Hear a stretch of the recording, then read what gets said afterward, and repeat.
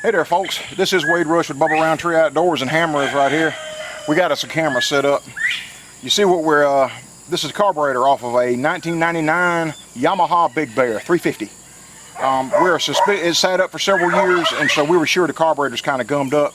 But we're going to do a quick clean out the idle circuits, the throttle circuit, just to make sure we don't have any trash and all that in here. So we're going to bring you guys along for the ride. So stand by. Main tools for the job here, guys: flathead screwdriver, Phillips head screwdriver, various hemostats, stuff like that to pinch off your gas line so that you don't have any air bleeding back into your gas line. And the float bowl bolts are going to be 4 Phillips head right here on the corners. These 4 right here. That's going to expose everything in the float bowl. Your float, needle and seat, your idle circuits. This is your idle air bleed right here. That's your idle air bleed screw that you need a flathead about that long to adjust this rascal. But we'll get to that in a little bit whenever we get done cleaning all this thing up. So the first thing we're going to do is take out these Phillips head screws. Now you're doing it right along with us, guys. We haven't rehearsed anything. I might be going to have a bigger Phillips head. That one don't want to fit in there, right? I was having trouble with that other hose clamp that we had too. Yeah, we're going to have to. All right, stand by, guys. We're going to have to get a bigger Phillips head than this little small one. We're going to have to get a bigger one. Guys, so we had to rig up a bit here, Phillips head bit, to get in this thing to start breaking, to try to break these things loose. But you can get a little bit more leverage on it like this.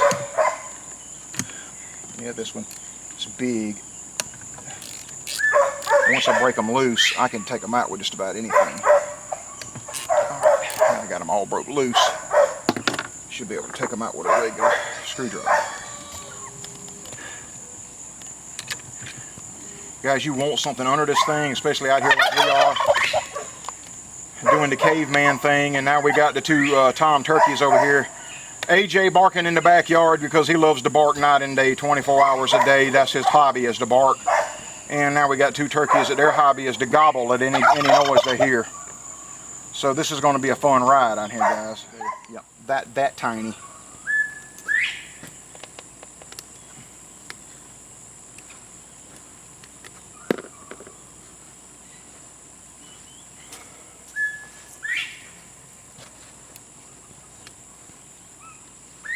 You want to move the bike again? Or not, since you've got it broke down? Let me see. Did I move it? I think I did. Yeah.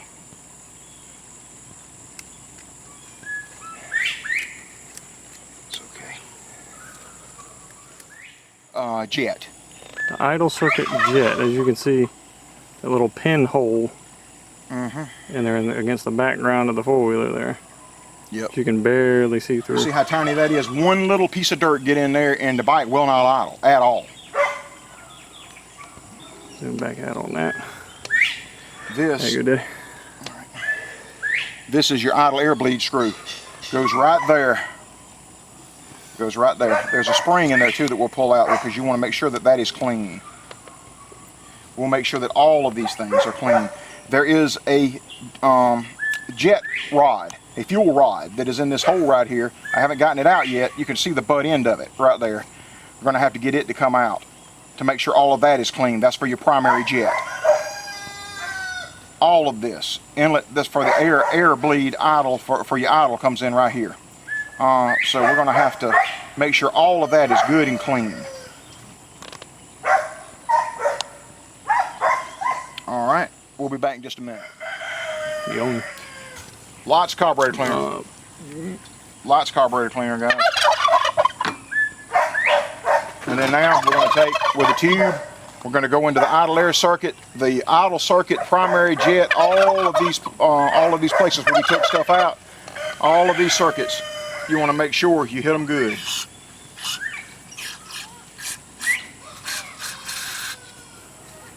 I got to be real careful about getting this stuff on me. See it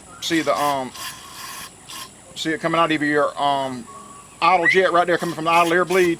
See it coming through there. That whenever you see that splashing out of that hole, you know we got it good and clean. See it coming out the jet right here? Means it's passing all the way through that venturi.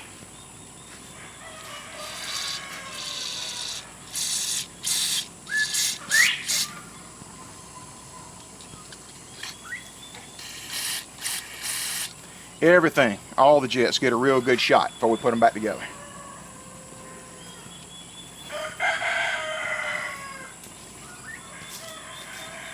Alright. See all that crud down in the bottom, see all that dirt in the bottom of your float bowl? That's what happens whenever it sits there for several years. Okay? This is part of your primary jet right there. We will need to make sure that is cleaned out. And all of that gunk there in the bottom, we need to make sure all of that stuff is gone out of there. So, let me get the bolts out of the way, and we're going to hit all that with the carburetor cleaner. There, we got all the bolts out of the way. All right. Now, we're going to clean this thing out real good.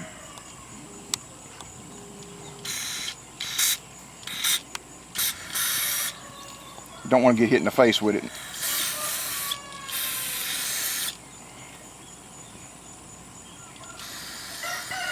Any little piece of that trash should come back and bite you later.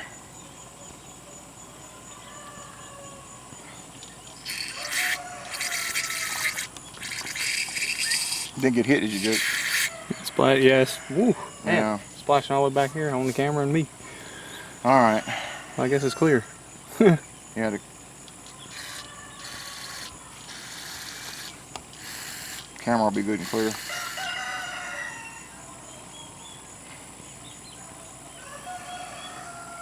All right, all the primary fuel inlet.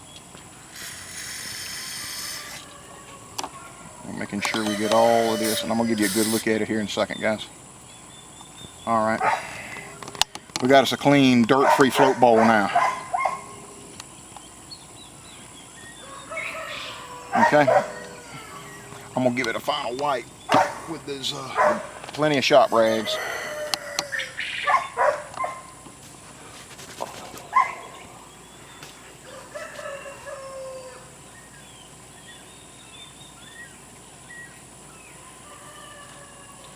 Okay, and we're going to reassemble. We will go back and I'll touch base with you whenever we get everything back together here, guys, and let you know how it worked out. Stay tuned.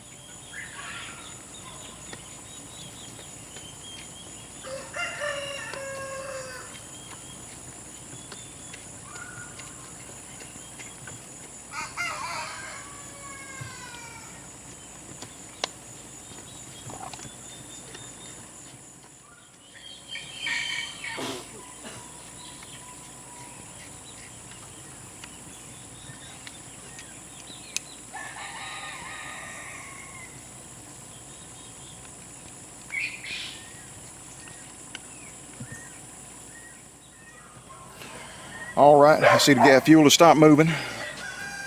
Float bowl should be full. It's cleaned up. You got the switched key on. Let's see if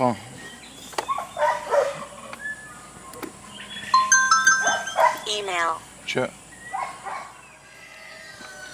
Let's see, we'll just choke him a little bit.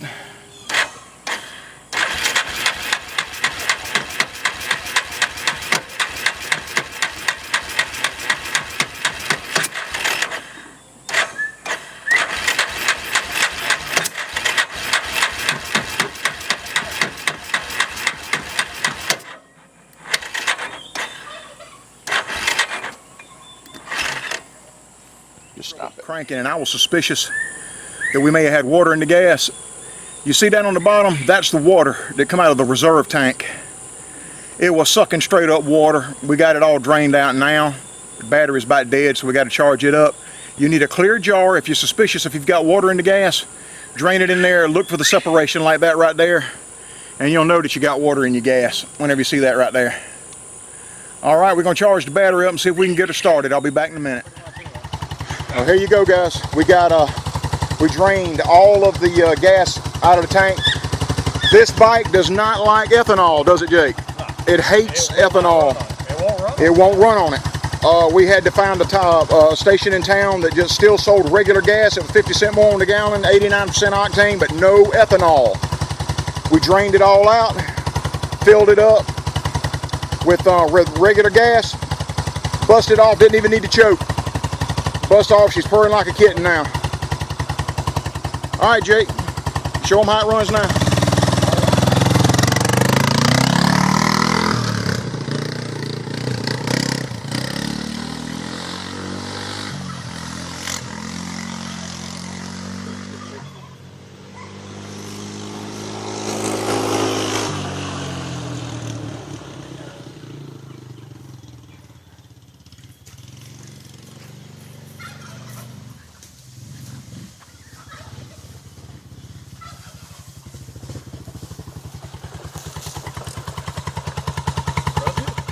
Alright guys, that's going to wrap up this vid. I hope this helps you out. If you got a carburetor you need to rebuild on a Big Bear or clean one out, most of them are real similar, especially the Mikuni type.